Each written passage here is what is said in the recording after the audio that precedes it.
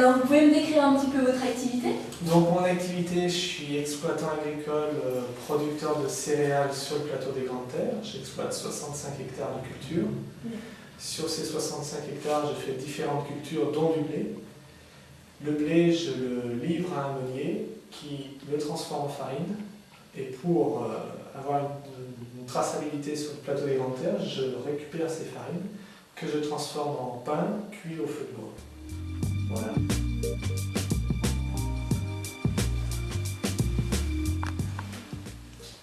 Et comment vous avez été amené à fabriquer du pain? J'ai été amené à fabriquer du pain parce que j'avais une volonté de diversifier l'activité sur mon exploitation et j'avais envie aussi de produire un produit fini directement au consommateur et non plus des céréales qui sont vendues à des négoces ou des coopératives et retransformées ensuite par les filières. De toucher vraiment le consommateur final.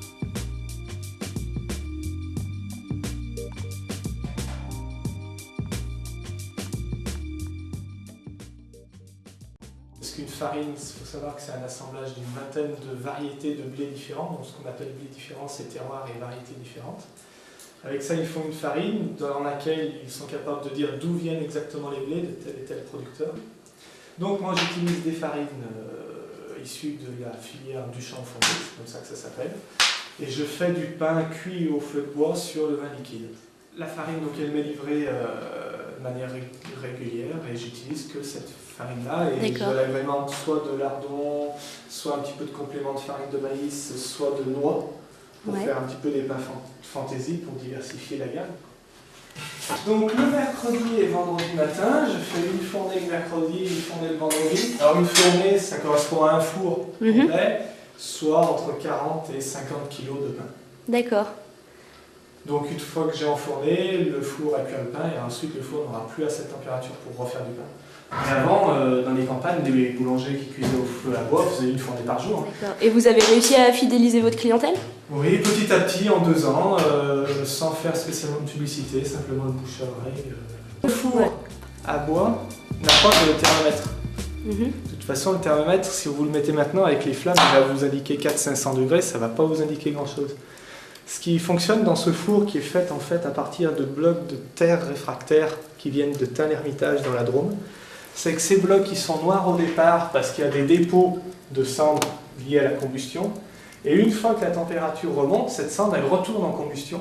Donc ça nettoie la pierre, elle est blanche comme vous voyez là. Elle est blanche qu'au sommet, mais avec le temps, là, elle va blanchir jusqu'en bas. Et c'est ce qui nous indique que le four est à point.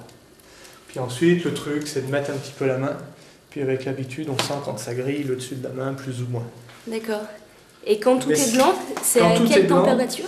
Le four doit être aux alentours de 300 degrés. Le temps que l'on retire la braise, que l'on nettoie la sole et qu'on mette le pain, il sera aux alentours de 260, donc la température pour enfourner du pain.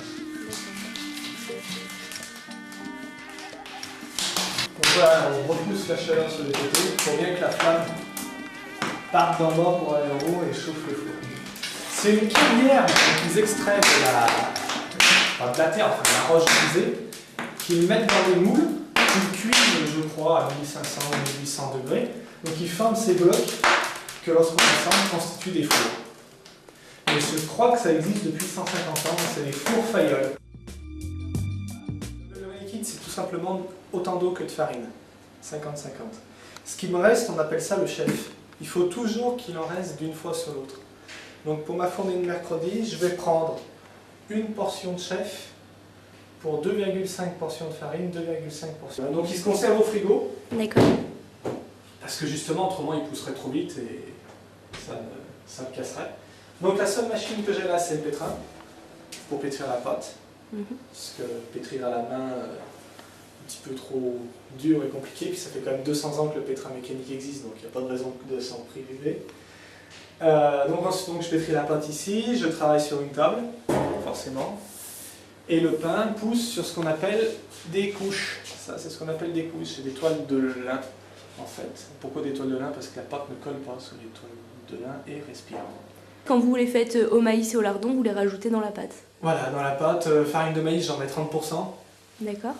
Alors là, le petit truc, la farine de maïs, forcément à l'intérieur d'une graine de maïs, c'est blanc.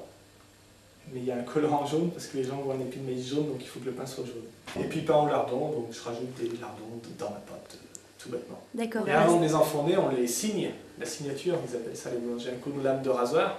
C'est surtout pour quand le pain va pousser, à force de pousser, il faut pas que la pâte elle explose, il faut lui faire une petite coupure pour que le souffle fasse.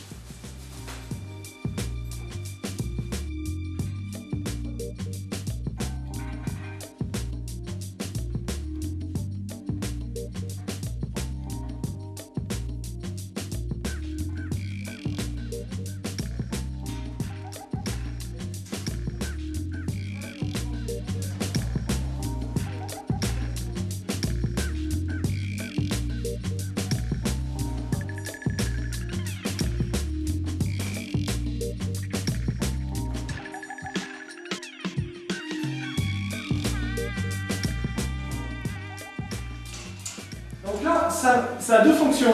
On nettoie le four et on apporte de l'humidité que la pierre absorbe, ça sur la tête, et qui fait. Et l'humidité après fait dorer le pain.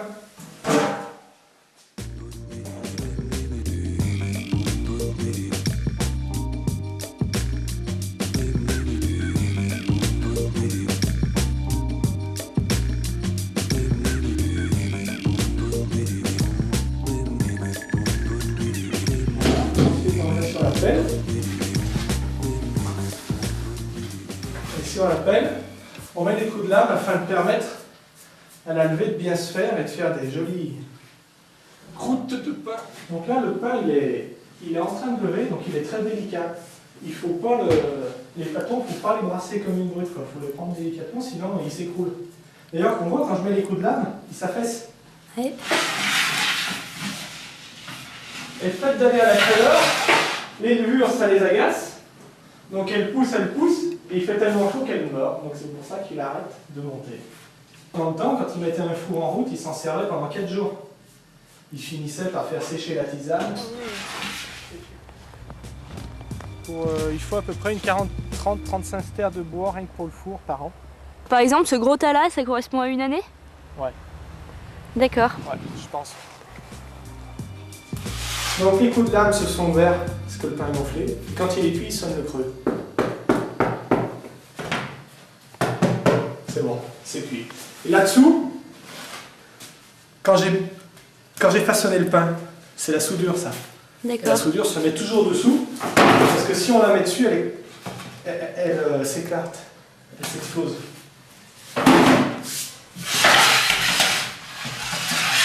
Et puis là, les pains, ils se touchaient.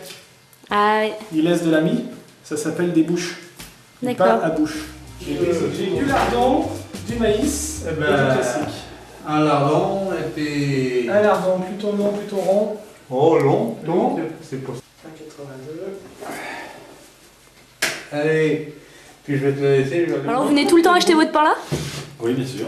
Quand on y pense. Oui, quand on y pense. Quand vous y pensez. Ça arrive que vous allez l'acheter ailleurs? Vous avez le droit de dire oui, hein? Oui.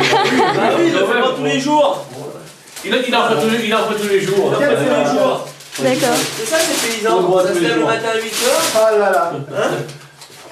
Et donc vous revenez pourquoi? Parce qu'il est très bon. C'est vrai? Parce que c'est mon voisin.